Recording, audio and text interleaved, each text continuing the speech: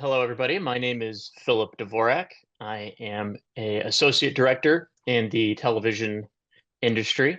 I've been working there for about 20 years or so, and I'm here on the Breaking the Biz podcast.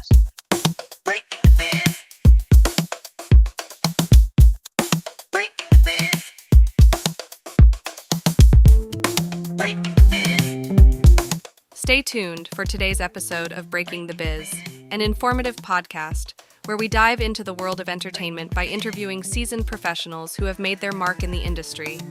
Gain invaluable insights as they share their personal journeys, offering advice on navigating the dynamic landscape of the entertainment industry.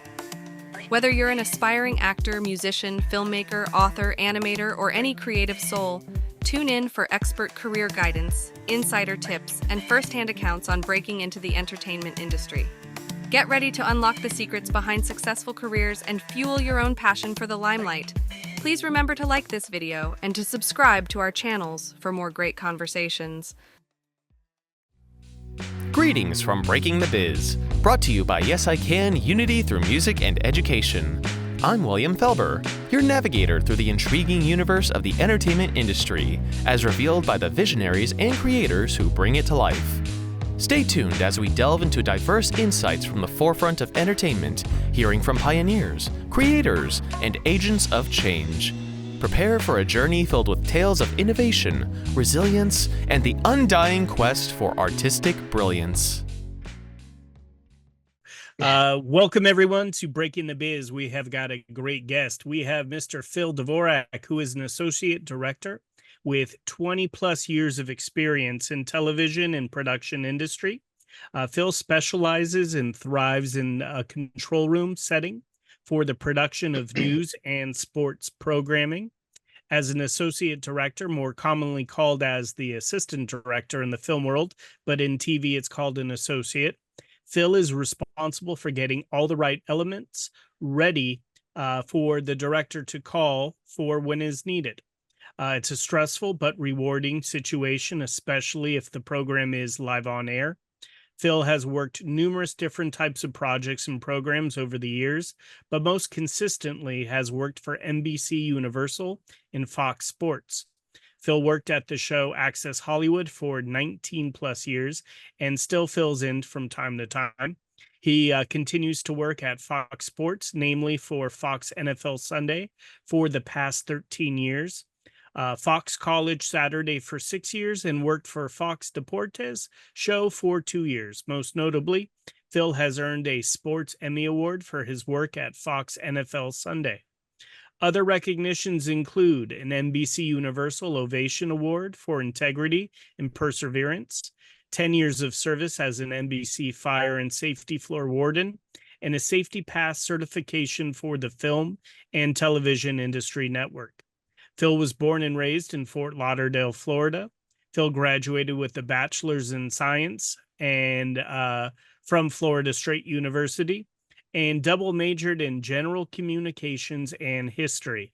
Upon graduation, Phil moved to Southern California and immediately began pursuing a career in film and television. However, after meeting and marrying and having 2 wonderful boys, Phil and his wife Cynthia decided to move and raise the family in Colorado.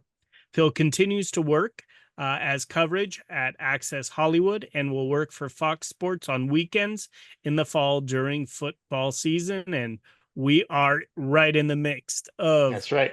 football season. So I'm sure you are busy, but I do want to thank you for making time for us tonight. Of course, no problem. Glad to be here. I want to ask you, what was the dream job when you were a little boy? Was it like, I want to be a fireman, I want to be a doctor, I want to be an actor? What was that dream job? Yeah, well, my brother and I, when we at a very young age, we loved movies, and just right out of the gate. And my brother's 4 years older than I am, and so he kind of fell in love a little earlier than I did, but he kind of took me under his wing, so to speak, and we started making movies with my dad's video camera. And yeah, so the dream job was to actually to do that for a living, but I didn't really know that at the time, being so young. It's like, oh, you could do this for a living, like as something professional. And yeah, so it was really a love of movies. A child of the 80s, who a lot of great films of the 80s and early 90s that really shaped the trajectory of my career. I love it. Where does the love of sports come in? Did you play football? Um, watch No, football? yeah, I was watching football. Sports in general were um, they weren't big in my family. Like my dad and my mother weren't like, they weren't big into sports, but my brother and I were. It just happened that football and the Miami Dolphins at the time was a big deal. Dan Marino and all of that in the 80s. And so we enjoyed going to the games. Um, so that took a big thing. And of course, just playing street ball in the front yard, that was a big deal too. Kids from down the street, we would play. And I even remember um, we used to do like our own pregame, like pretending we were on TV, a pregame where we would sit in our living room and my brother would be, like on the couch, and we'd actually use my dad's video camera to record, okay, go, and Tom would say, okay, today we have the Dolphins playing the Bengals or whatever. And then we would go out into the street and we would pretend with our friends that Dolphins versus Bengals, and then we do like a highlight reel, like that type of thing. So even that early on, I'd say like 10, 11, 12, we were, acting out that sports um, TV fantasy. Uh, A little foreshadowing yeah, into yeah, a career. So yeah. you graduate high school, you go to college, and you go to study communications. When you hmm got there to study communications and then also history, still the game plan to get into radio, television, film? Um, Not so much radio television. So I went to Florida State because they had a great film school. Well, they still do have a great film school. It was relatively young. I think it might have been only, less than 10 years old, maybe 5 by the time I got there. Um, but it was one of the best in the state, if not the best. It was like University of Miami was really good. Um, a couple other ones, but Florida State had just started and they spent a lot of money and poured a lot of money into that film school. And so I was like, I would like to pursue that. I want to make movies. And that was why I got in there, or why I went to Florida State, but I didn't get into the film school. That's a very hard, there's only like 15 or 20 at the time that they admit every year to go to the film school.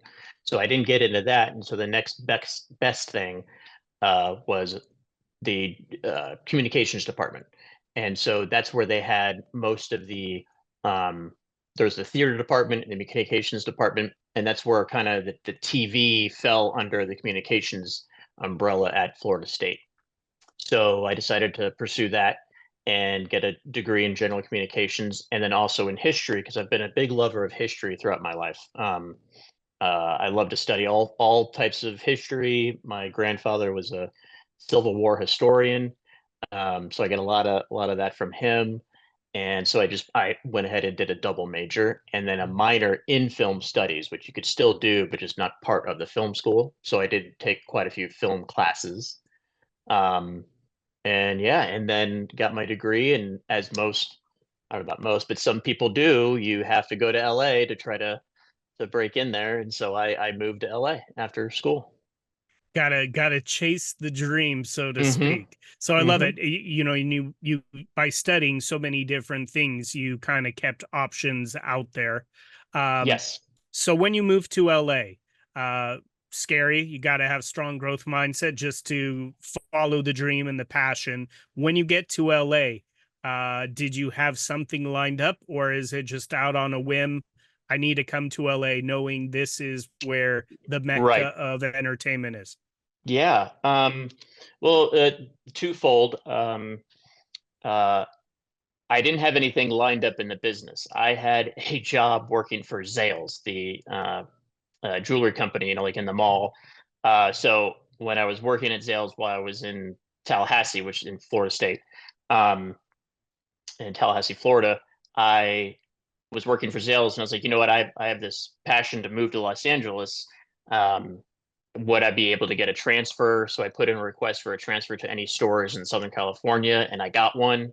So that way I knew I already had a job moving there. So I was like, I got that set, and um, my parents gave me a tiny bit of money, and I was able to, get an apartment and whatnot, and had a job. So that was great. But in on my spare time, so this is 2003. So internet is still dial up. It's still young. There's Craigslist. There's no YouTube. I mean, so there's no how-to guide. Uh, so that was exciting, but also daunting. And I was like, okay, how am I going to do this? So I went on Craigslist, and I searched in their entertainment area of people who needed all sorts of different things, from like a runner to a production assistant to a boom operator, um, second assistant director. All of these jobs mostly were non-union. They're just kind of barely. Some of them were just not even interns, like just volunteer work. But whatever I could do to kind of get in and meet as many people as possible. And then the other facet, the other second part, um, my friend Frank, who was my college roommate in my first year at Florida State, he also was interested in TV and film. So we hit it off right from the beginning. And he also wanted to move to LA. And he actually, I moved out first in the summer, and then about 6 to 8 months later, he came out when he got his degree. And so we were able to meet up and kind of attack the same thing. So it was nice to have a friend. I had a job and I had a friend coming. So it was nice to have those two support systems. So, what is the first job that you land outside of Zales? What's the first job in entertainment or even internship or Right. volunteer that you actually get involved in? It was off Craigslist, and his name was Rudy Zasloff. He was a sound mixer and editor, and he needed somebody to help him um, with the sound mixing and the on-set sound mixing and boom operator. So, and he was working for different types of commercials at the time, real low budget stuff, at friends' houses, and like it wasn't like big marketing type advertisement, but it was like kind of like getting his reel together to do those things. And he paid me like super. I don't even remember what it was, but I was happy to do it, and I learned how the audio mixing worked a little bit and how the boom worked and capturing audio and that type of thing. And yeah, that was for about a weekend. It was just a couple of days, and then he also, a couple of months later, called me back up and said, "Hey, I got another thing." So that was good. And then you meet people while you're there on the set, and you try to, network a tiny bit. But that was the first job, was boom operating. Okay, so you volunteer, so to speak. Yeah, I mean, you're Hmm. getting paid very little. Yeah. What comes next? So yeah, I was still hitting the Craigslist, and then gosh, I mean, there was a small like horror company called Asylum Productions, and I got onto that through a friend as a second um, assistant director. So far this has all been kind of film or commercials. I hadn't been any TV yet or in a control room setting at all. This is all kind of all out, on set, or location shooting. And Asylum Productions was this low budget horror company, and I worked as a second, and then when the um, second AD couldn't come in, I fell in for that role. So it was like a couple of roles that you can kind of do. Production assistant too, running around doing all sorts of different things. Um, and so probably the first year, 2 years, I'd say. So about 2005, my friend Frank, who I told you about, he actually started working as a page at NBC Studios for the Jay Leno show. And um, he told me about a job at Access Hollywood where they're always looking for production assistants. And um, so Frank was like, "Hey, you should look into this." And so it was January 2005, and I went over there, and the really brief interview. It wasn't like anything super formal, and it was right during the Golden Globes, like during award season. And the guy was like, "Well, hey, can you start this weekend?" and I'm still working at Zales. And I said, yeah, absolutely. Not even knowing my schedule really. And I was like, yeah, I could start on Saturday. He's like, great, because the award show's on, Sunday night, and we gotta get a bunch of stuff over there. Can we use your car? Or like, you use your car to transport stuff. And I was like, absolutely. And that's how my job at Access Hollywood started. I love it. That right away, you just know, calling in sick to Zales, Right. like Yeah. this is a foot in the door, and most Yep. definitely a very important one. So you go there during a time when there's lots of chaos. The Mm-hmm. award show's right around the corner. Mm-hmm. They throw you into the fire, so to speak. So Yep. you do that. You do a great job, I imagine. Do they offer you full time? How does it work from there? Sure. So it was very it was really nice too, because everybody was super nice, and they just, anytime you could offer your help. And I was like, yeah, I'll do this, I'll do that. Or if they said, sweep out the um they have rental trucks where they put in all of their like equipment, like for tapes and camera equipment, and then they got to remove it because they got to put the sell it, or they rent the trailer, and the trailer's got to go back to base. So if there's something as easy as cleaning out a trailer, I'll be happy to do that. If you need to take this box over to that guy, whatever the case is. So everybody's really nice, and I liked it a lot. A lot of hard work. But then after award season kind of ended, which is usually around, the last award is like Oscars, so like late February, March. Um, they were happy with me, and they're like, yeah, how about you just become a runner, and I was like, absolutely. And so then I told Zales, adios. I'm at, Access. I'm employed by NBC. It was a real big deal. It's like, NBC, this is great. And uh,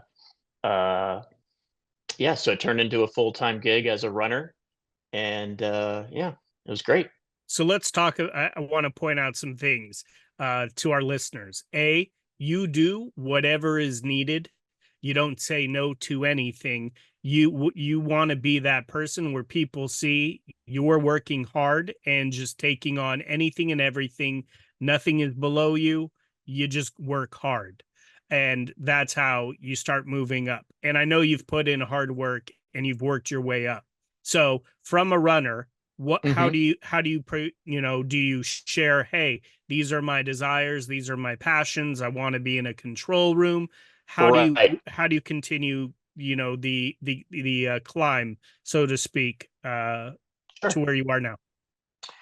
Um, so I would say one of my biggest, how do I put this? Like, one of the biggest things that really helped me get not so much where I am, but to kind of help me focus on what I like about television, or my career that I've chosen, is starting off as a runner.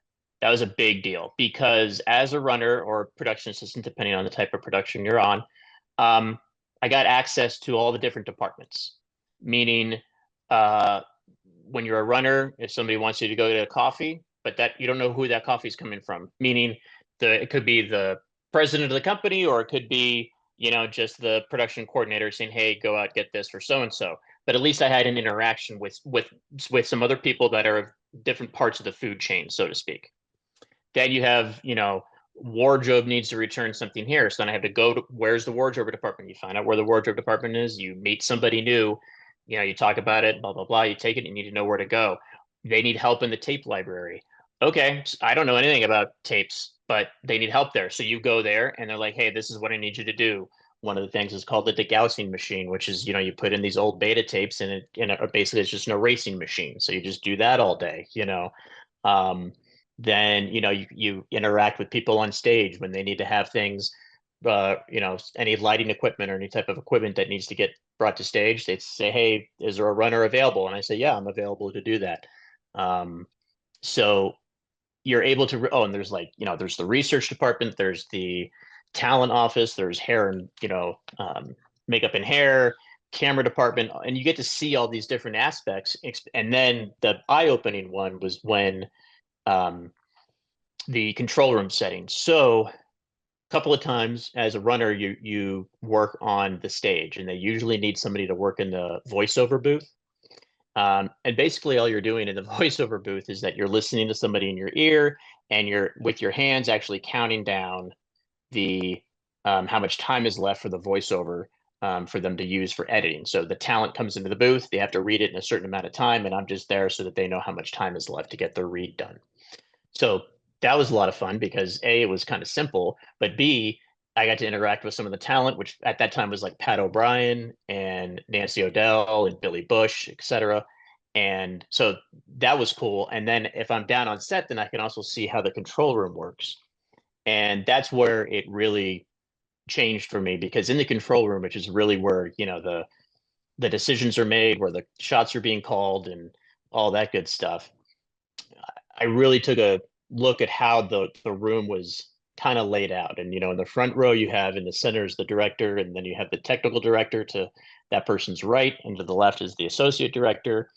And then there was another person over in the corner who was the script supervisor. Then in the next row you have like the showrunner, and then the back row is kind of all the operators for like the graphics machines, the lighting rig, et cetera, et cetera. And after a couple of months of being in there and seeing how those things work to put a show on the air, it was like, oh, this is really cool. Like I'd like to try to get my foot in the door in this type of setting. Um, and yeah, so that yeah.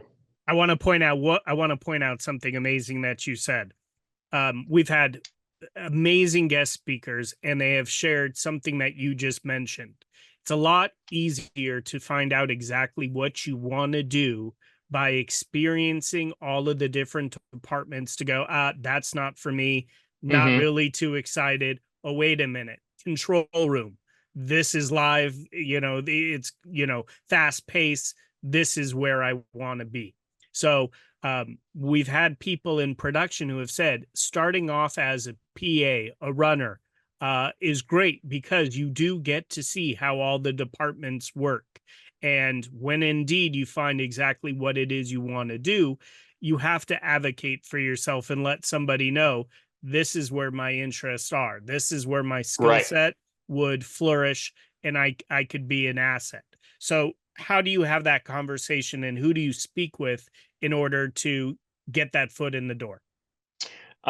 Great question, because I remember this like it was yesterday. So my supervisor of the runners, his name was Rob, and great guy. He's still at Access Hollywood. He's one of my good friends, and he and I were talking. Uh, and see, I was probably a runner for about, I'd say, going on a year. It was like almost a year, and that last month, before I got into my next step, which was the script department.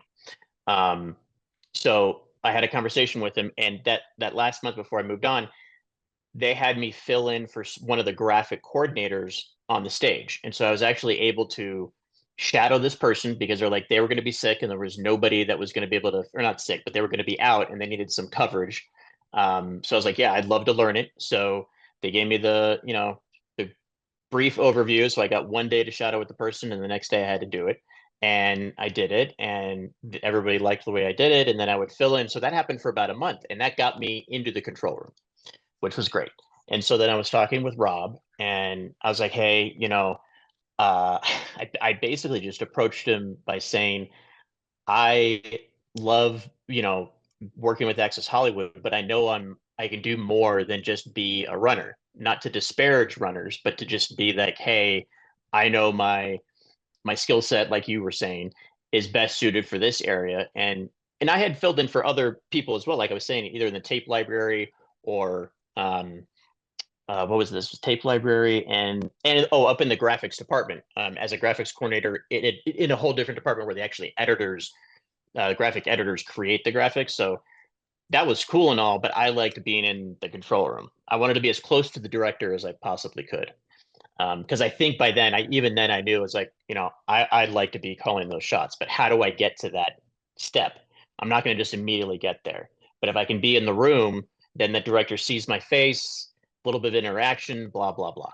And so I was telling Rob, there wasn't an opening in the graphics department or the script department at the time. I was just telling him, I think I need to do something other than just make runs to, Costco, like And, and he's like, "Oh, I hear you. I totally understand that." And so he kind of put my name out to a couple of department heads. One was at the script department and one in the graphics department.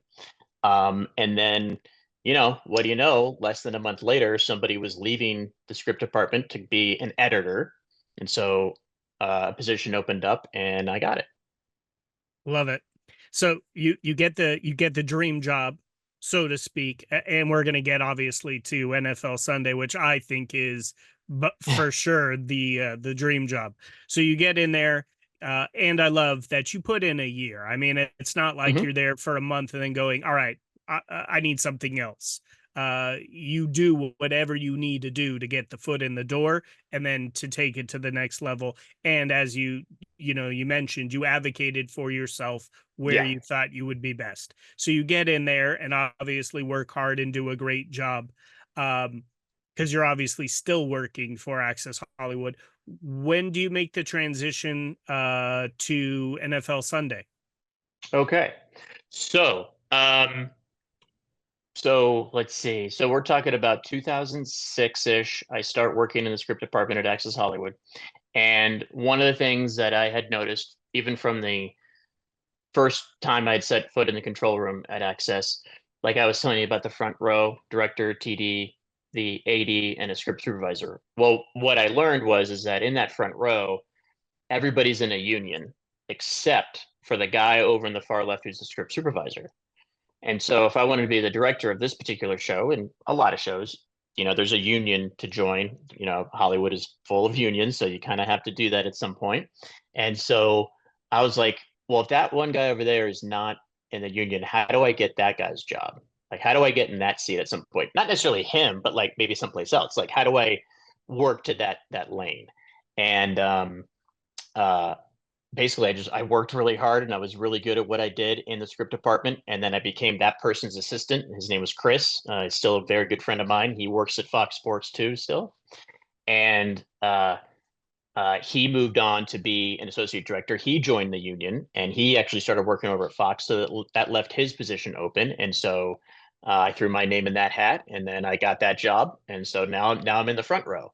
So now I'm in the front row next to the associate director. And in the amount of time that I was the script supervisor, who's basically in charge of, as you can tell, the script, but is in charge more of like the rundown and timing the show, at least for Access.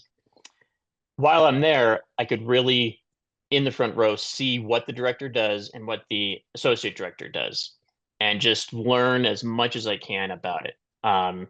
Sitting, like one of the biggest things that I could try to tell everybody who's listening is, always um, try to listen and watch more so than talk, because you're going to learn so much more than you would if you're just reading in a book or watching it on YouTube. If you're physically there and watching somebody else do it, and you can ask them questions, but like you don't want to bother them, but like you can just you so much through osmosis. I was able to learn about what the AD and the directors do. And I was like, yeah, I could, do this. And this wasn't live at the time. Like this is all on tape. Like, you record it and then it gets, aired out later. Um, yeah, so I was the script supervisor for a couple of years, and then right around 2008, 2009, Access Hollywood started another show called Access Hollywood Live. So uh, I had to do two shows for the price of one. So that kind of sucked. It was like right around the Great Recession. There was a ton of, everybody's losing jobs, and NBC was paring down and cutting cost and et cetera, et cetera. And in order way to make more money, they decided to add another show, but they couldn't pay their employees anymore. So it was like double the work for the same amount of pay. So that was tough, but it was better than alternatives of what am I going to do? Leave? No, I have a passion and a dream to be the AD or the director of a television show, not necessarily Access, but we'll see. But um, you gotta do it. So I did it. And eventually about, I don't know, a year into that, the director of that show just really kind of took me under her wing and was like, are you interested in actually assistant directing or directing? Because her assistant director was thinking about leaving and moving on to a different show. And I was like, yeah, absolutely. And that's how getting into the union started. So she kind of like helped me get into the union. She got, I had to get signatures and stuff, and you had to do a certain amount of hours for coverage so that, you could get in and all that stuff. And super nice. And, I know her to this day. She's great. And yeah, so then I started filling in. And when that AD left, I became the AD for Access Hollywood Live. And that person, her name is Stephanie. She's still at Fox. She's the director of Fox NFL Sunday. She was the assistant director at Fox NFL Sunday when I met her. And the director at Fox NFL Sunday, he retired. And so she moved over. And she was like, hey, I need somebody to AD up in the highlights department. It'd be nice to know somebody that I know, et cetera. And I was like, absolutely, I would love to do that. So 2011, I guess, so 13 years, I started as an associate director in the highlights room at Fox NFL Sunday because of her. Love it. So talk me through real quickly the pros of being in a union. You mentioned Hollywood is filled with unions. We had Yeah. somebody a few months ago who named off honestly like 13 different unions. Mm-hmm. And he mentioned the same thing. You have to do a certain amount of hours. Once you do that, you do have to pay to get into the union. But once Correct. you're part of the union, he said it was quite beneficial. So just kind of Yes. talk us through the Sure. benefits of joining and being part of a union in Hollywood. Sure. I mean, my experience is pretty specific because I haven't dealt with any other union really besides the Directors Guild of America. So, Directors Guild, they operate in both film and television, and their members are directors, assistant directors, associate directors, stage managers, um, production. I don't think they're called production coordinators, but something like associate producers or something are under their wing as well. And so basically, certain productions, NBC is one of them, Fox as well, ABC, most of the broadcast networks, and some of the others. If a show is aired on broadcast TV, that company has to have a DGA person directing the show. And so, in order to um, be in that position, I would need to get in the union, and then that was my goal, was to be the director. I was like, I guess I am going to, join the union. And so it is a tiny bit of a process, because what I had to do was you had to show a certain amount of hours. I can't remember the exact number, it was so many years ago. Certain amount of hours and 3 signatures from people who are already in the union to get in. And then that's just the application process. And then they actually say, okay, you can, or there's some other, requirement that they needed. But so I got in under the basis of filling in. So even though I wasn't in the union, I was able to fill in. I had to let them know I'm filling in as the associate director for Access Hollywood Live. And so the executive in charge of production, he writes a note to the union, says, hey, Phil Dvorak is filling in for Crystal Sanchez, who's the DGA AD, to fill in, to get hours and whatnot. And then I also had hours from as a script supervisor because I was timing the show. So in television, I don't know about film, but in television, the associate directors are in charge of the timing of a show. So whenever time is involved, whether it's live or tape, that's kind of what the AD is, one of their main responsibilities. And that's why, it's somewhere in the union jargon, and in their framework was like, this is what associate directors do for television, and have to do timing, and you have to have a DGA person do the timing of the show. And since some of my timing as a script supervisor, revolved around timing, I was able to put those hours towards the union as well. And so they were like, okay, that makes sense. We'll allow that. And I got my 3 signatures, and I got in. And the benefits of it are, as being part of a union, they negotiate my wage for me. So there's this particular amount that, as the AD of said production, you get paid this amount of money. And at that point, and I mean, it was way more than what I was getting as a script supervisor, like exponentially. And then my benefits, health benefits, and that type of thing, 401ks and all that, is through the union as well. So instead of being my health benefits from the company of NBC, they're actually from the union itself. So that was great. So and it's great. It's good coverage and so it's a good benefit to joining the union. I love it. So let's talk about being adaptable and pivoting.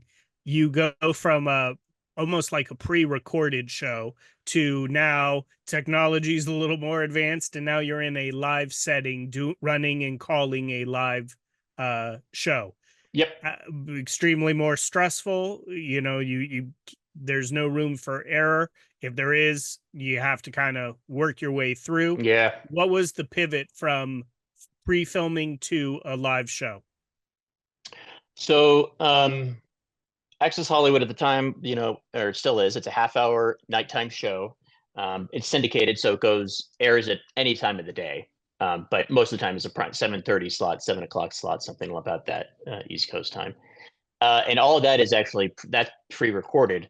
But the Access Hollywood live show was a morning show that we did live on the West Coast that aired on the East Coast. So it was 8 a.m. our time, and then would air at 11 in New York and Philly and Miami and whatnot.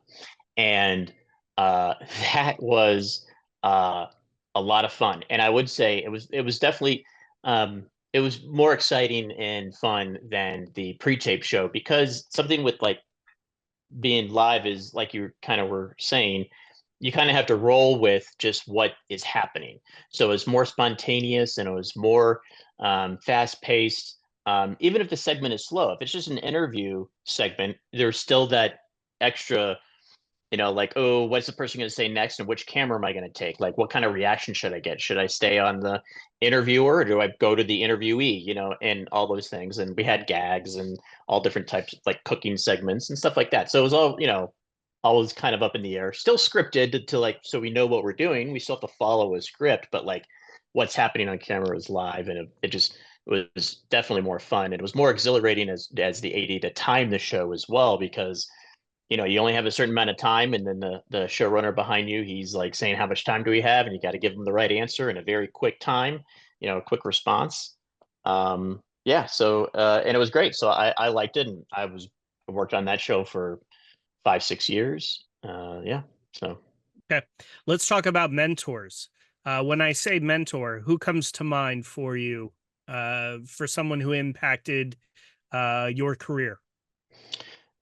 There's two. The first I would say, I mentioned her earlier, her name is Stephanie Medina. She's the director of Fox NFL Sunday, and she was the director of Access Hollywood Live. So I met her when she came on board. I had already been working with Ad Access for 5 years or so, and she came on board to launch that live show, and we hit it off, right away, because I was the script supervisor. She had her own AD and she's directing the show. And as a script supervisor, I'm in charge of the script. She and I are always in constant contact about what updates or changes happen to the script for that day's show, et cetera, et cetera. And she's just really nice, really outgoing, very welcoming. And then, through my hard work and through kind of, helping her do her job, she took a notice that like, yeah, this guy could be kind of good as an AD. And so that's why she mentioned my name, which was kind of out of the blue. Like, I mean, I hadn't really come to her and said, hey, I want to do this. She actually kind of came to me, which was really nice. And I was like, oh, and then as soon as she said it, I was like, absolutely, I would totally love to fill in for your AD. And she's like, yeah, she might be leaving, so it'd be great to put you in the mix. And that was before, and I didn't know at the time that she even worked at Fox. So I didn't know she had the Fox Sports angle yet. So then as I AD'd for her and we got to know each other better, she's like, oh yeah, I work over at Fox Sports. I was like, oh, and what do you do? And she said, I'm the associate director for Fox NFL Sunday. And I was like, oh, that's really great. And she's like, hey, would you like to come over one weekend and just come in and see what I do? And I said, absolutely. And so I went, and so I just shadowed her. I just got on the lot, and she just said, hey, this is what I do, and she kind of just ran through the things quickly as she was working. And then 2 years later, the director of Fox Info Sunday retired, and so she moved over, and she was like, hey, she already had another AD in mind to do that show, so that's why she offered me the highlights position. which was great because working 5 days a week during the week as the AD for Access Hollywood, and then also do that job is, I don't know how she does it. Like, oh my God, she's a workaholic. Um, I wouldn't be able to do all of that. So I was like, yeah, let me do the highlights part. I think that'll be fun, and I've been doing that ever since, and it's been great. It's one of the best jobs I've ever had. So So speaking of what you just talked about, burnout and doing too much, having a lot on your plate, how do you balance, your beautiful family and having kids and, more or less working two jobs? yeah. So well, it's a tough question now because I've made such a giant move, literal move in my life to Colorado. But speaking of back then when I was really at Access, during football season, I worked 6 days. And then starting in 2018, I worked 7 days during football season. And that is a uh, tremendous strain, not only on me, but really on my wife and on the kids. And so you really have to have a strong and understanding support system. My wife has been, very flexible with that. And, you know,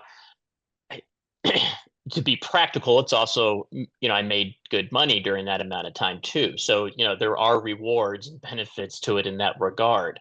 So, but yeah, 7 days is certainly a lot.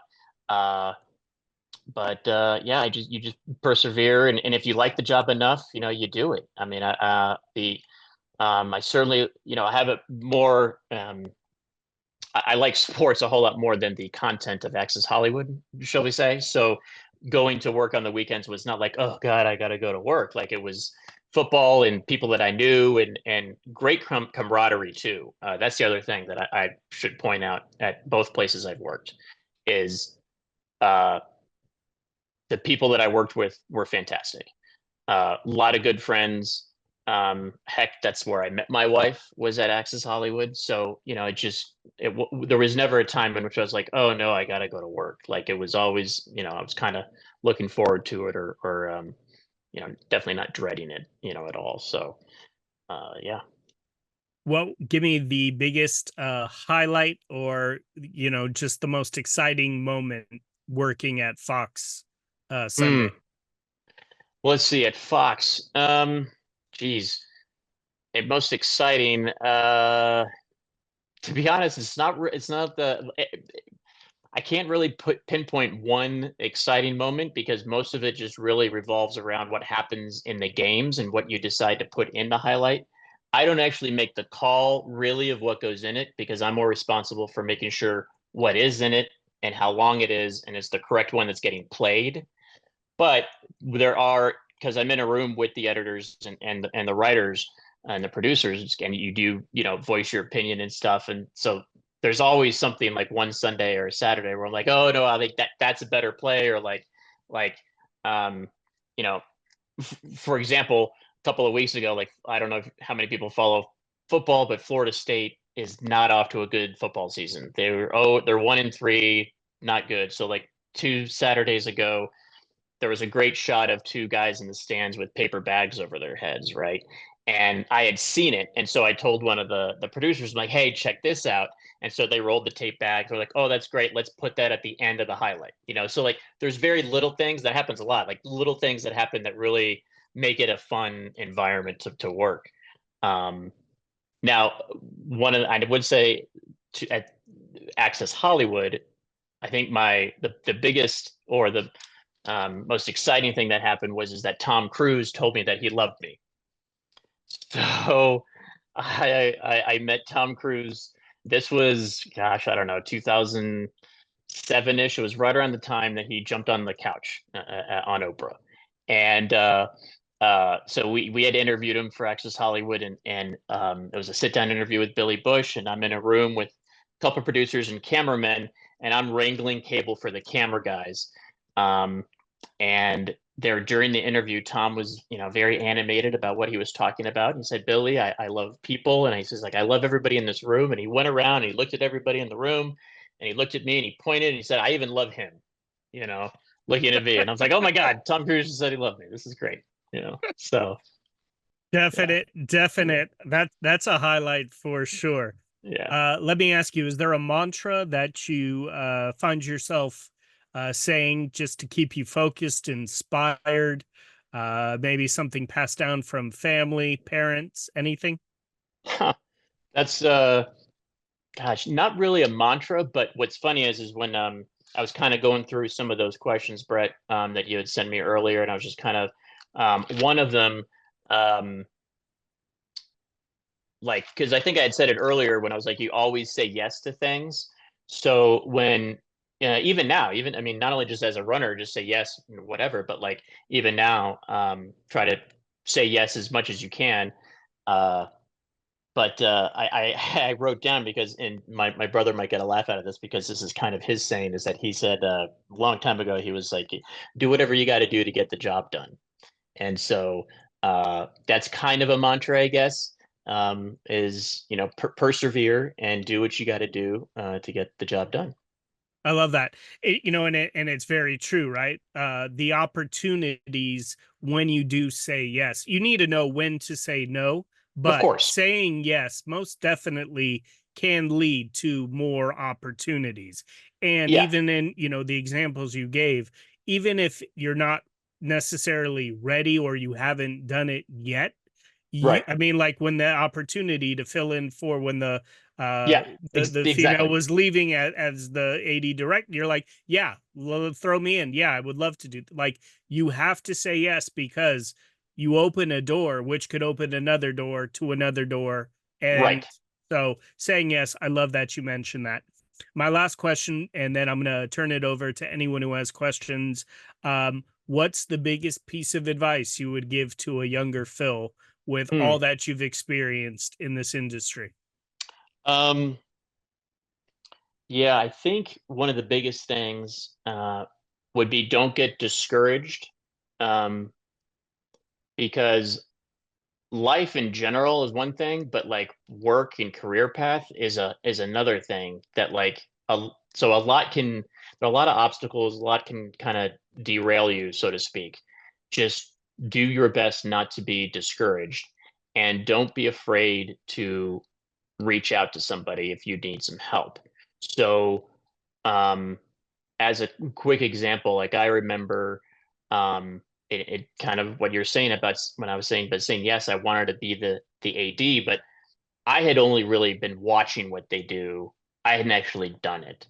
And what was really nice is because we were doing two shows, I was able to talk to, so another person that helped me was her name was Rudy, and she was the associate director for the Access Hollywood nighttime show, not the live one.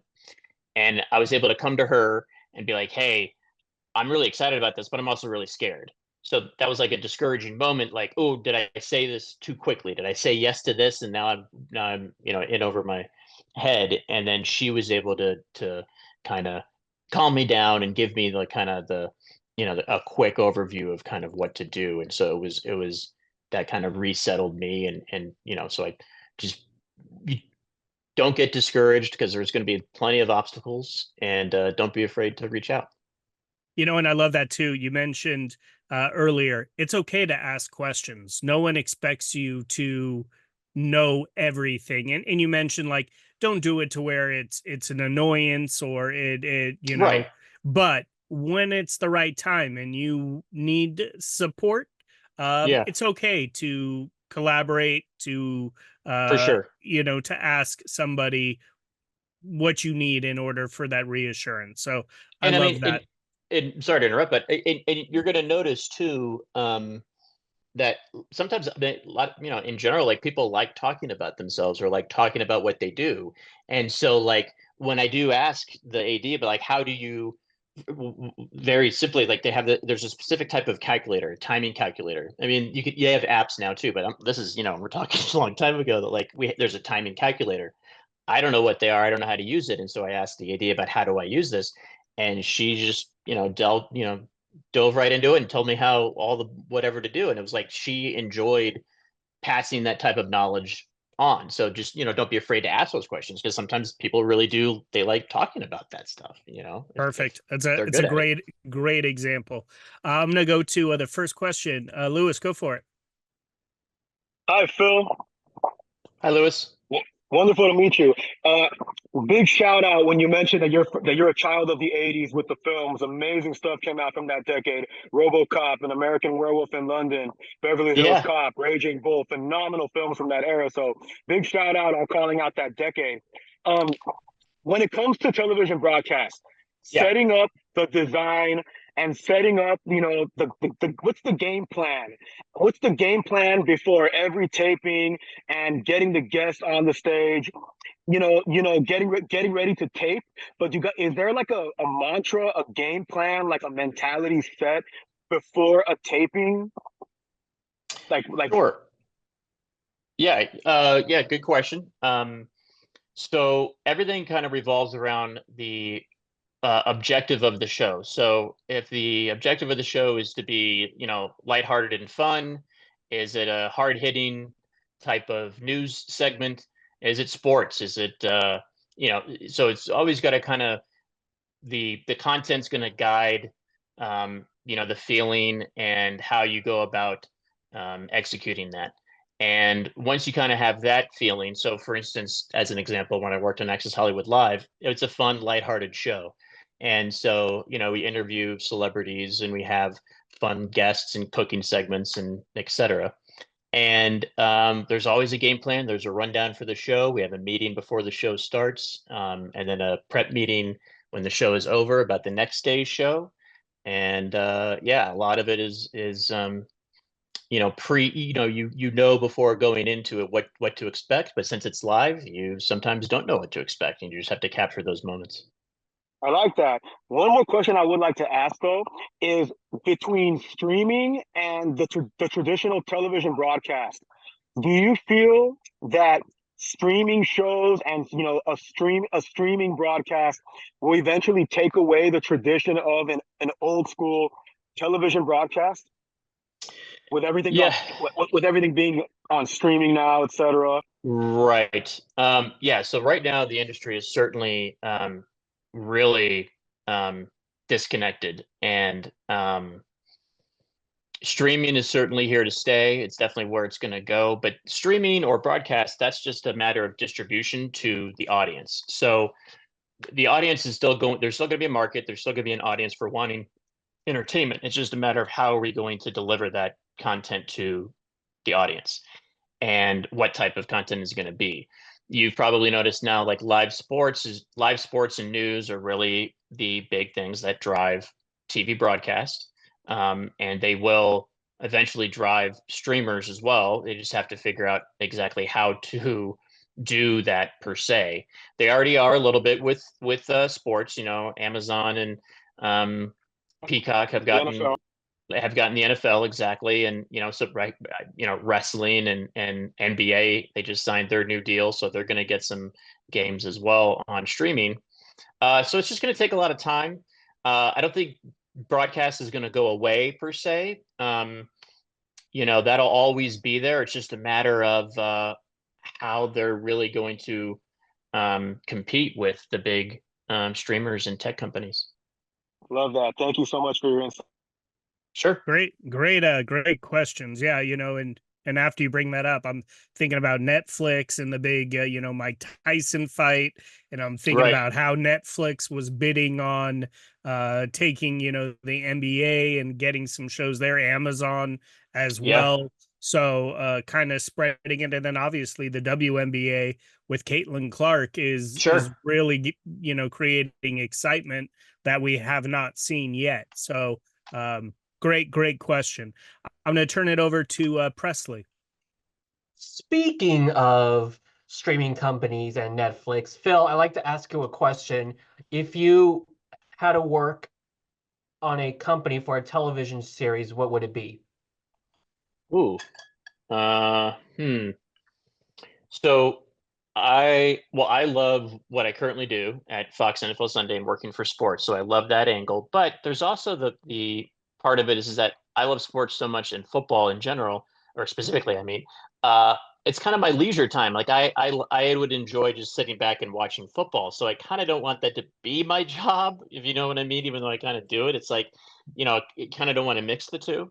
But to answer your your questions more specifically, what show? Let's see. Well, I love scripted dramas. Some of my favorite movies are action adventure drama movies, like Godfather and Raiders of the Lost Ark and stuff like that. But Sure. uh, right now, my favorite show that I'm currently watching is catching up on is Shogun, and I thought that's a great because I also like history. If I mentioned that earlier, I'm a double major in history, so any type of historical drama, I'd be all over. Yeah, sure. I can take it. Great question. I have one last one for you, Phil. Talk me through winning an Emmy Award. Oh, um, so Fox NFL Sunday has always been in this category for gosh, well, I think it's just live sports pregame show or something like that, or live studio sports show. That's what it is, and ever since they've been on, and they've never won. They've never won this award. They've been nominated for 20 plus years in a row, and they the last 10 to 15 times they've been losing to inside the NBA with Shaq and Charles. They always win. I mean, I got to hand it to them because it is a great show. Like they're the best. Inside the NBA is the best. So I get it why they're winning.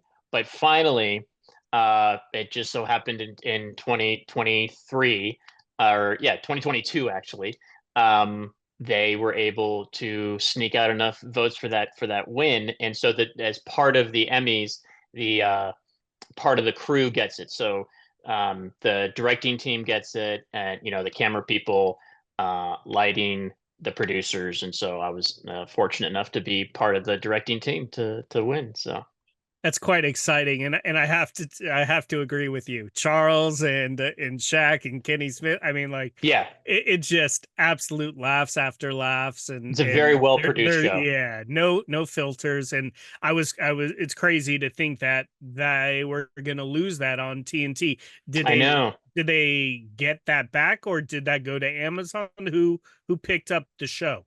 That's a good question. I don't remember the fallout of that. I don't think Warner Brothers, because I think Warner Brothers Discovery owns TNT, and I don't think they won out on it. But no matter who picks it up, it's up to them whether or not they still want to have Shaq. But at that point, it's all about contracts and who's under whose umbrella. That's where it can get kind of messy. But I don't remember. I'm not sure.